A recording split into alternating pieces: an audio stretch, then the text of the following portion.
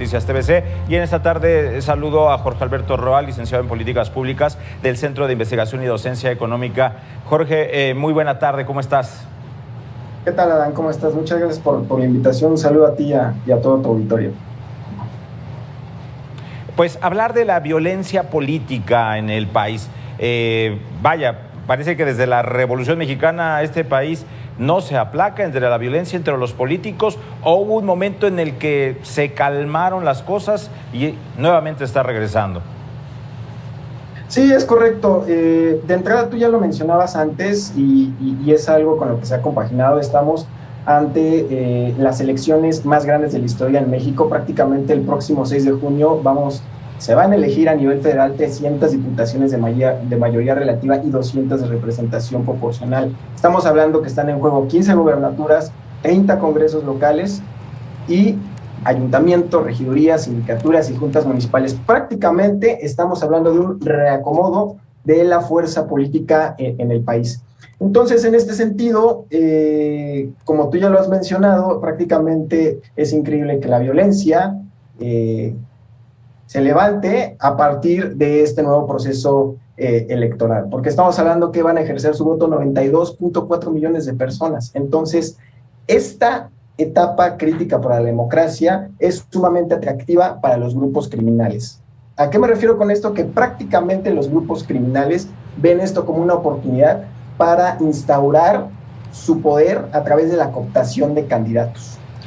Cito a la investigadora Sandra Ley en un magnífico texto que ella publicó en el programa de estudio de la violencia del CIDE, que se llama Violencia Criminal y Procesos Electorales Locales. Entonces, prácticamente ella lo que nos dice es que de entrada, la violencia política no es algo nuevo en México, tú ya lo has comentado. Prácticamente, si nos quisiéramos nosotros devolver unos años antes, entre 2007 y 2012, los cárteles de la droga perpetraron prácticamente más de 300 ataques contra funcionarios electos locales.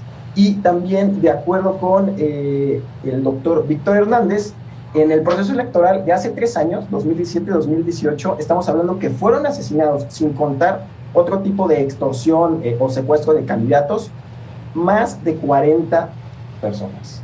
Entonces, de entrada podemos ver que este tipo de acciones van en contra o en detrimento de la democracia, pero sobre todo nos dan un vistazo de cómo es que los grupos criminales en tiempos de elecciones ven como una oportunidad para cooptar a estos políticos, y si estos políticos no están dispuestos a negociar con estos grupos, entonces vendrían las consecuencias, que muchas veces es la extorsión, el secuestro y lo más grave, que es la ejecución del político o de esta candidato.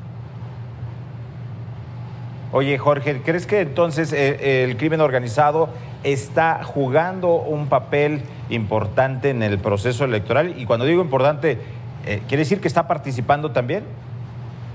Sí, o sea, definitivamente está siendo parte del juego. Mira, nada más te comento otro dato, o sea, de lo que va hasta el día de hoy de asesinatos de candidatos, estamos hablando de 22 ejecuciones de aspirantes, tanto de precandidatos como candidatos a algún puesto público. Entonces, es sorprendente, y sobre todo tenemos que entender las implicaciones que tiene esta entrada de los grupos criminales en las elecciones.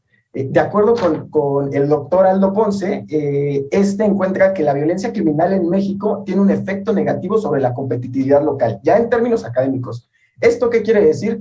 Que prácticamente la introducción de los grupos criminales a las elecciones mina de entrada la libertad de expresión, pero sobre todo desincentiva la participación ciudadana, ¿no? Entonces, estos dos factores son sumamente importantes, pero también preocupantes con respecto a lo que se viene en las elecciones, ¿no? Entonces, desgraciadamente, nosotros vamos a seguir viendo estas imágenes de candidatos amenazados, candidatos extorsionados o candidatos ejecutados.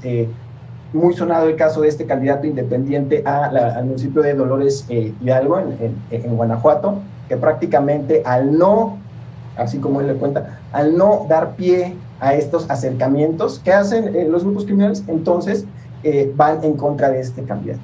Entonces, en este sentido, está ese lado visible, pero también debemos de problematizar, entonces, ¿qué pasa con los candidatos que no sufren estos atentados? ¿Qué pasa con estos otros candidatos que no hacen absolutamente nada, ¿no? Entonces, todo esto debe de ser problematizado, pero sobre todo debe de ser resuelto. No es posible que grupos criminales en México también sean capaces de influir en las elecciones, ¿no? Pues Jorge, te agradezco mucho, Jorge Roa, licenciado en Políticas Públicas del Centro de Investigación y Docencia Económica. Muchas gracias por estos minutos con Mega Noticias TVC. No, muchas gracias a ustedes y les mando muchos saludos y gracias a tu auditorio. Gracias, Jorge. Bueno, nosotros...